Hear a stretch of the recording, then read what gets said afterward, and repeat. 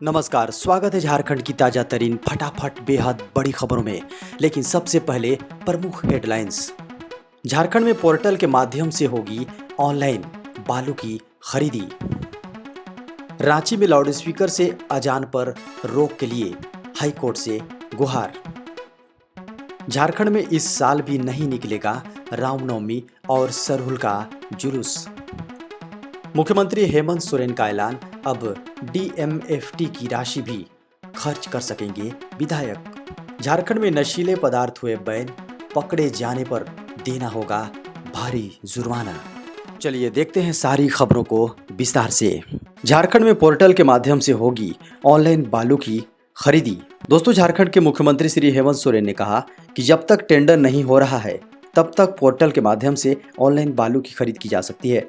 ऐसे में घर बैठे पेमेंट करने पर घर बालू पहुंचेगा और इसमें कोई हेराफेरी नहीं किया जा सकता है। मुख्यमंत्री हेमंत सोरेन ने मंगलवार को विधानसभा में घोषणा की और कहा कि झारखंड में धन संग्रह को बढ़ाने के लिए उन्होंने कई प्रयास किए हैं। झारखंड में 1 अप्रैल से शुरू होगा 45 वर्ष से ऊपर के लोगों का वैक्सीनेशन। दोस्तों, केंद्र सरकार के द्वारा स्वास्थ्य एवं परिवार कल्याण मंत्रालय के अंतर्गत संचालित स्वास्थ्य एवं परिवार कल्याण विभाग के सचिव राजेश भूषण की तरफ से कोरोना वायरस के वैक्सीनेशन के संबंध में नई गाइडलाइन जारी की गई है, जिसके बाद संबंधित जिलों में प्रशासनिक अमले को नए सिरे से निर्देश जारी किए जा रहे हैं।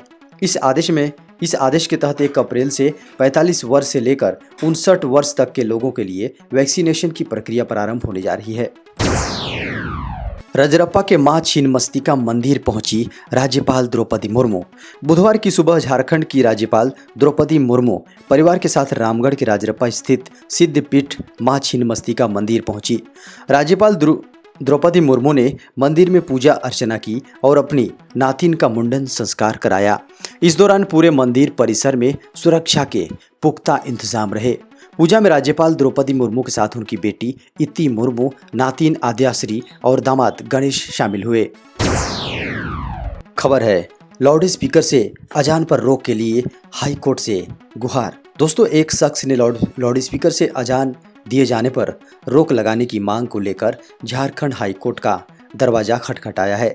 रांची के अनुरंजन अशोक ने इसे लेकर हाई कोर्ट में जनहित याचिका दायर की है। याचिका में कहा गया है कि लाउडस्पीकर से अजान की तेज ध्वनि से एयर पोल्यूशन हो रहा है, इस पर रोक लगाया जाना जरूरी है। इसके साथ ही जनहित याचिका में प्रार्थी द्वारा कहा गया है कि वर्ष 1932 से पूर्व मस्जिद में होने वाली अजान में लाउडस्पीकर का इस्तेमाल नहीं होता था। जस्टिस एनवी रमन्ना होंगे देश के अगले मुख्य न्यायाधीश।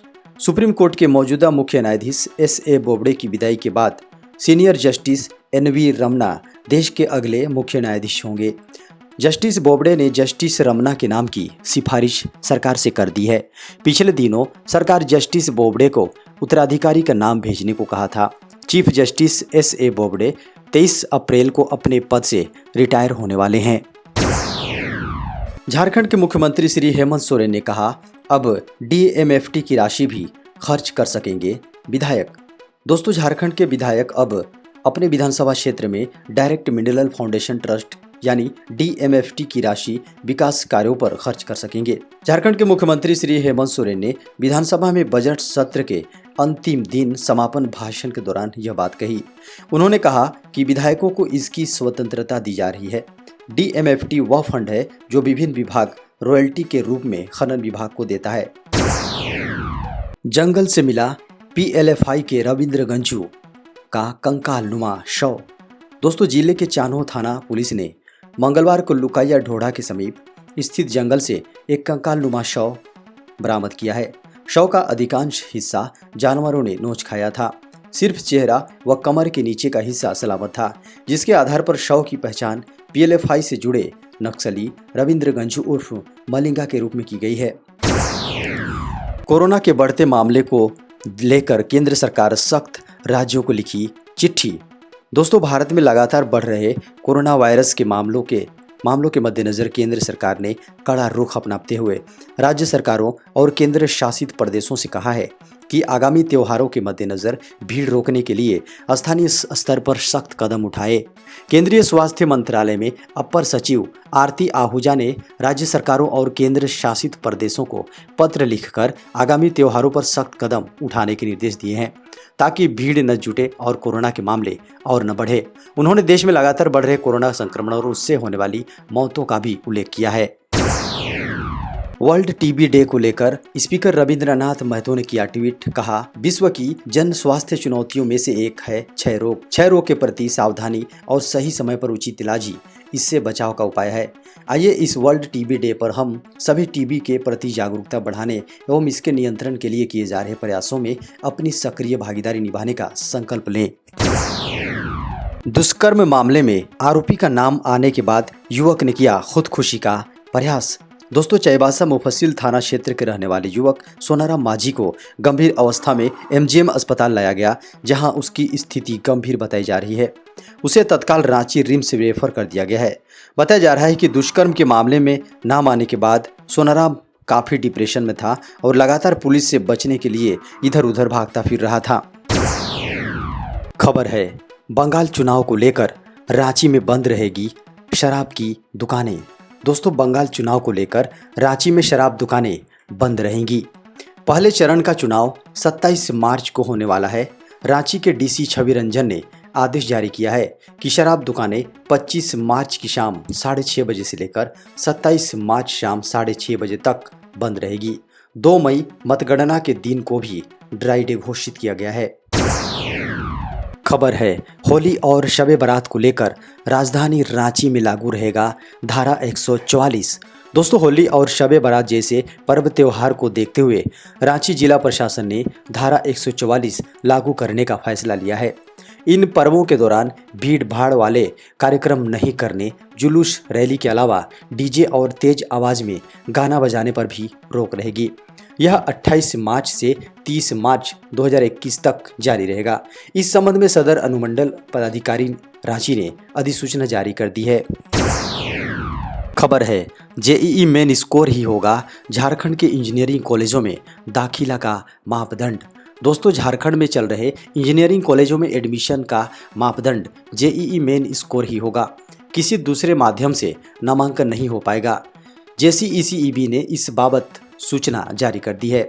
जेसीईसीईबी ने एकेडमिक ईयर 2021-22 में नामांकन को लेकर नोटिस जारी किया है। आपको बता दें कि झारखंड में 17 इंजीनियरिंग कॉलेज हैं, जिसमें से झारखंड सरकार का अपना एक संस्थान है। 3 इंजीनियरिंग कॉलेज पीपीपी मोड पर टेक्नो इंडिया की मदद से चला रहा है। दोस्तों, खबर मौसम की, आज भी छाए रहेंगे बादल, 26 के बाद साफ रहेगा मौसम। दोस्तों, मौसम विभाग के अनुसार रांची आज भी आंशिक बादल छाए रहेंगे। 26 मार्च के बाद से आसमान साफ हो जाएगा। हालांकि इस दौरान बारिश होने की संभावना नहीं है। मौसम विभाग की ओर से जारी किए गए अनुमान के अनुसार आने वाले दिनों में धीरे धीरे अधिकतम तापमान में और बढ़ोतरी हो सकती है। खबर है, रांची एयरपोर्ट से 28 मार्च से लगभग 1 महीने तक दिन में उड़ानें रहेगी बंद। दोस्तों, बिरसा मुंडा एयरपोर्ट से दिन की सभी उड़ानें 28 मार्च से लगभग 1 महीने तक बंद रहेगी। खबरों की माने तो रनवे की मरम्मती का काम शुरू होने वाला है, इसलिए दिन में उड़ानें स्थगित रहेंगी। इस संबंध में एयरपोर्ट अथॉरिटी ऑफ इंडिया को प्रस्ताव भेजा गया है, लेकिन अभी तक अनुमति नहीं मिली है। हालांकि दिन में उड़ानें बंद रहेंगी, लेकिन फ्लाइट की संख्या में कोई कमी नहीं आएगी। केवल उनकी टाइमिंग को रीशेड्यूल किया जाएगा। रनवे मरम्मती के दौरान सुबह और शाम में विमान उड़ान भर सकेंगे। खबर है, झारखंड में नशीले पदार्थ हुए बैन, पकड़े जाने पर देना होगा भारी जुर्माना। झारखंड सरकार ने झारखंड विधानसभा से 3 विधेयक पारित किया है। इसमें कहा गया है कि अगर कोई शिक्षण संस्थान, अस्पताल या खुली जगह पर सिगरेट धूम्रपान करता है तो उसे 1000 रुपये का जुर्माना देना होगा। साथ ही 21 साल से कम उम्र के बच्चों को धूम्रपान बेचने पर पाबंदी लगा दी गई है। आपको बता दें कि राज्य में सार्वजनिक स्थानों पर बीड़ी सिगरेट पीने पर पूरी तरह से पाबंदी लगा दी गई है। मुंबई के पूर्व पुलिस कमिश्नर की याचिका पर सुनवाई से सुप्रीम कोर्ट ने किया इनकार। दोस्तों, सुप्रीम कोर्ट ने मुंबई पुलिस के पूर्व कमिश्नर परमबीर सिंह की याचिका पर सुनवाई से इनकार कर दिया है। सुप्रीम कोर्ट ने परमबीर सिंह से कहा कि वह हाई कोर्ट में क्यों नहीं गए। हालांकि शीर्षस्थ अदालत ने परमवीर सिंह द्वारा लगाए गए आरोपों को गंभीर करार दिया। मालूम हो कि परमवीर सिंह ने सुप्रीम कोर्ट में याचिका दाखिल कर महाराष्ट्र के होम मिनिस्टर अनिल देशमुख पर भ्रष्टाचार का आरोप लगाते हुए सीबीआई से जांच की मांग की थी। इसके साथ ही अपने ट्रांसफर को भी चुनौती दी थी। खबर है, इन राज्यों ने सीबीआई पर लगाई रोक, अब एंट्री से पहले राज्य सरकार से लेनी होगी इजाजत। भारत सरकार के कार्मिक लोक शिकायत और पेंशन विभाग ने लोकसभा में इस बात की जानकारी दी है कि देश के 8 राज्यों ने सीबीआई की एंट्री को बैन कर दिया है। सीबीआई को इन राज्यों में जांच करने के लिए पहले स्थानीय राज्य सरकार से अनुमति लेनी होगी। केंद्रीय मंत्री जितेंद्र सिंह ने बताया कि साल 2020 में राजस्थान, महाराष्ट्र, केरल, झारखंड और पंजाब ने दिल्ली विशेष पुलिस व्यवस्था स्थापना अधिनियम 1949 की धारा 4 के तहत सीबीआई को पूर्व में दी गई सामान्य सहमति वापस ले ली है। लोकसभा में लिखित जवाब में जितेंद्र सिंह ने कहा कि सबसे पहले साल 2015 में मिजोरम ने सीबीआई की एंट्री को राज्य में बैन किया था। खबर है, अब पीएफ में 5 लाख रुपए तक का निवेश हुआ टैक्स फ्री। दोस्तों, प्रोविडेंट फंड में निवेश करने वालों के लिए अच्छी खबर है। सरकार ने पीएफ में निवेश के ब्याज पर छूट मिलने की सीमा को बढ़ाकर 5 लाख रुपए कर दिया है। हालांकि ये छूट सिर्फ उन कर्मचारियों को मिलेगी जिनकी कंपनी की ओर से पीएफ में कोई योगदान नहीं दिया जाता है। वित्त मंत्री निर्मला सीतारमण ने कहा कि इसमें प्रोविडेंट फंड में निवेश करने वाले सिर्फ 1% लोगों पर असर पड़ेगा। इसके साथ ही कहा कि बाकी लोगों का पीएफ में योगदान 2.5 लाख रुपए से कम ही है। खबर है, एसबीआई कार्ड से अब महज 52 रुपये अदा कर खरीदें हजारों रुपए का सामान। यदि आप स्टेट बैंक ऑफ इंडिया के क्रेडिट कार्ड का उपयोग कर रहे हैं और आपने महंगे टिकट खरीदे हैं तो अब आपके पास आसान किस्तों में भुगतान करने का अवसर है। डीएनए इंडिया रिपोर्ट के अनुसार स्टेट बैंक ऑफ इंडिया ने टिकट खरीदने के बाद अपने एसबीआई कार्ड के माध्यम से भुगतान करने वाले ग्राहकों के लिए इस सुविधा को पेश किया है। आपको बता दें कि बैंक ने अपनी ओर से जारी बयान में कहा है कि एसबीआई कार्ड ग्राहकों को लेन देन आसान किस्तों में करने का विकल्प देने के लिए इस सुविधा की शुरुआत कर रहा है। खबर है, केंद्रीय स्वास्थ्य राज्य मंत्री अश्विनी चौबे ने कहा, टीकाकरण के बाद 89 लोगों की मौत। दोस्तों, सरकार ने देश को एक बार पुनः आश्वस्त किया है कि कोरोना वैक्सीन की वजह से देश में किसी की मौत नहीं हुई है। सरकार ने राज्यसभा में कहा कि 16 मार्च तक कोविड टीकाकरण के किए जाने के बाद 89 लोगों की मौत हो गई, लेकिन अभी तक वर्तमान साक्ष्य के अनुसार इस टीके को किसी भी मृत्यु के लिए जिम्मेदार नहीं ठहराया गया है। स्वास्थ्य राज्य मंत्री अश्विनी चौबे ने बताया कि टीके के प्रतिकूल प्रभाव की निगरानी एक सुव्यवस्थित और मजबूत निगरानी प्रणाली के जरिए की जाती है। चौबे ने तृणमूल कांग्रेस के डेरेक ओब्रायन के एक सवाल के जवाब में कहा कि ईएफआई की व्यवस्था के लिए उचित उपाय किए गए हैं। खबर है, वित्त मंत्री की पेशकश पर बात बनी तो 47 रुपये प्रति लीटर तक हो सकता है पेट्रोल। दोस्तों, वित्त मंत्री निर्मला सीतारमण ने विपक्ष के सामने गुगली फेंकते हुए कहा कि वह पेट्रोल डीजल को जीएसटी के दायरे में लाने पर चर्चा करने को तैयार हैं।